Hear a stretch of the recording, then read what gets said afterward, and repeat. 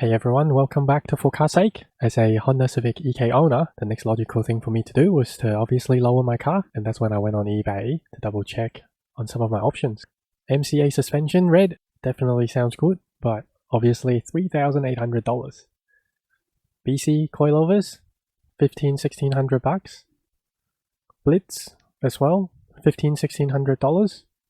And even the cheapest one, this one BFO, which turns out to be a max peeling rod as well, is still $300 odd. As you have seen already, I'm not that keen yet, which is why I went ahead and bought myself $100 worth of lowered springs just on Facebook Marketplace used and slapped them on my EK, giving me a nicer lower look just on the standard shocks. So if this is what you want to do, then stick around and watch how I fit the lowered springs onto the standard shocks. Alright, so I've already got the front springs on. I'm going to show you guys how to put the back springs on. Obviously they're the same front to back. Very important. You're going to need these in order to install springs properly. I've seen people do really dodgy stuff like using zip tie and all that. Please don't. It's really dangerous. Some of the things to pay attention to: approximately how much thread is left on top, how these come apart, and then the orientation of these versus the bottom here, so they line up exactly. So make sure when you fit your lowered springs on to get them to line up again. I'll be using my 21mm impact today, and then you're also going to need a 14mm for the top nut and an Allen key. I'm not 100% sure what size it is, but it's a pretty standard size. Sometimes the nut can be a little bit stubborn. Squirt a bit of WD-40 before you start. That's going to help it a bit. So let's get started.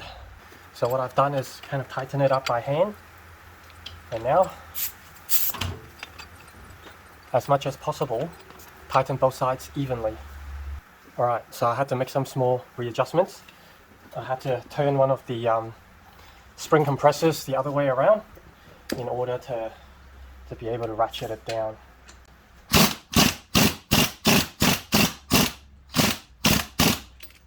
And really, you don't have to compress the spring too much. As long as it starts to loosen up, then it will be fine. And at no point do you stick your finger anywhere in these areas, because at any moment, from a drop or whatever, the spring compressor could slip, and there goes your fingers.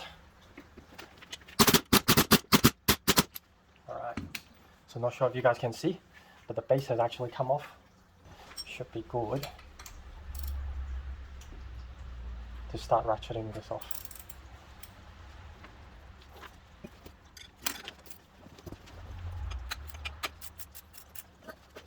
So yeah, once again, keep your fingers away from there.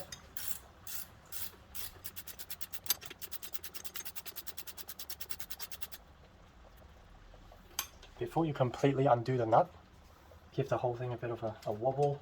Try and loosen it, so that way, even if it does, there we go. So yeah, I'm sure now there are no more tension on the springs because I was able to move it. Then it's a matter of undoing it.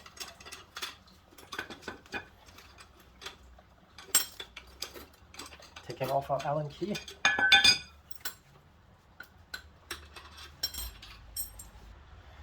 Alright, that Allen key was stuck in there pretty good. Took me a while to get it out. So make sure you remember how it comes off and the direction as well of everything. First the washer, then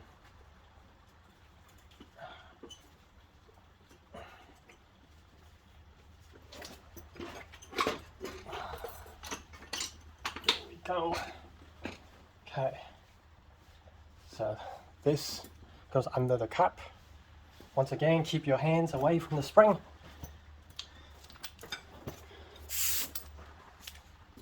I'm just going to keep my foot on it.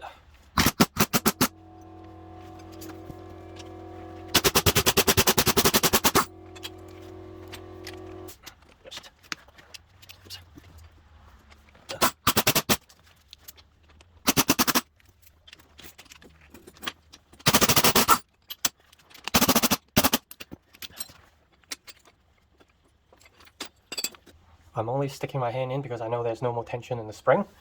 I'm just trying to pull the spring compressor back out. With the help of a pry bar, finally got the spring compressor out. Now, an advantage of a lower spring is it is shorter than the OEM spring, but still a few points to take note. At the end of the spring, it looks like this, okay? And when you have a look, there's a little notch right there, and that's where the end of the spring goes. Make sure it goes there, otherwise it could slip, okay? And the other thing, oops.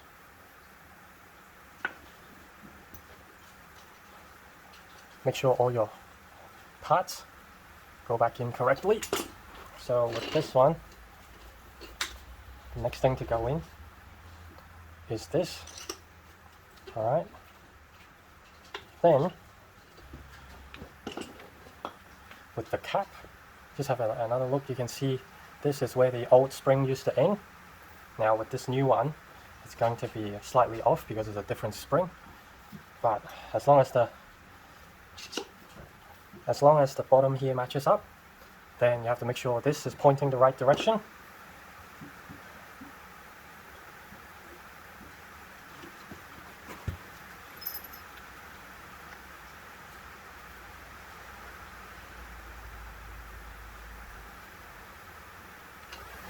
Obviously it doesn't have to be 100%,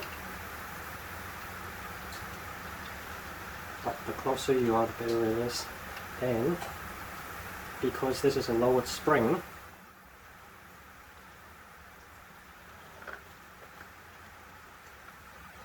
it does have a significantly shorter spring, but obviously stronger spring rate.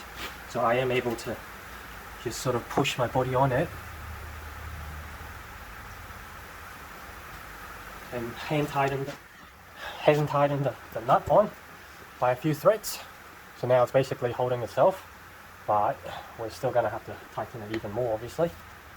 So I am just going to tighten it like this. And as tempting as it might be trying to do this with a ratchet, with an impact, don't do it, because you're just going to spin the whole shock in the middle. As I tighten, I'm just going to double check again that the cap lines up.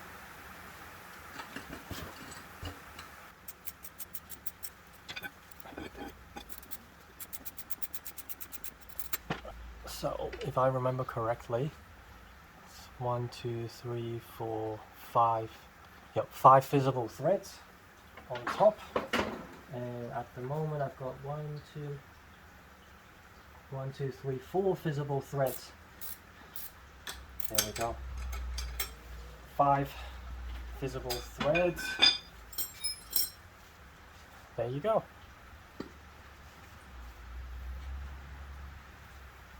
One down, one more to go.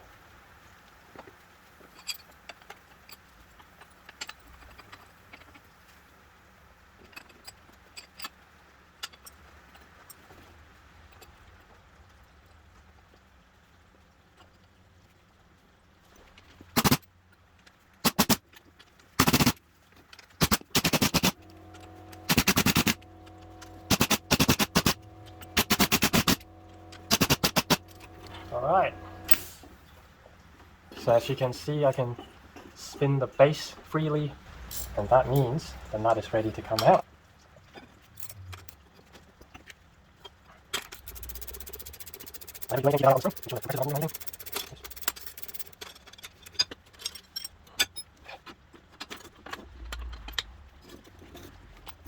Evenly undo it.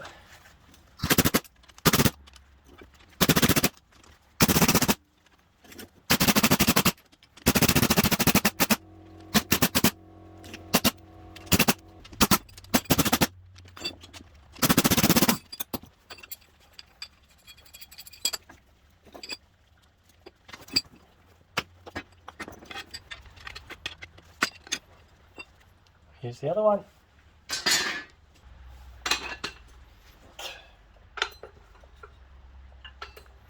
Right, so once again, the end of the spring goes to that little notch.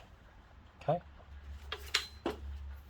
Then it's just a matter of putting it all back together.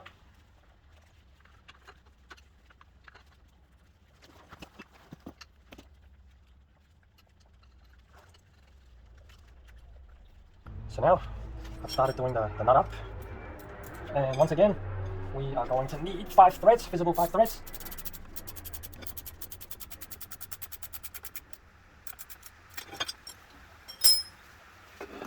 There we go. So yeah, bit of a budget upgrade. I know some people might not approve using lowered springs, but hey, I like to keep things on a budget. So next thing is us installing it. Can't wait to get it done.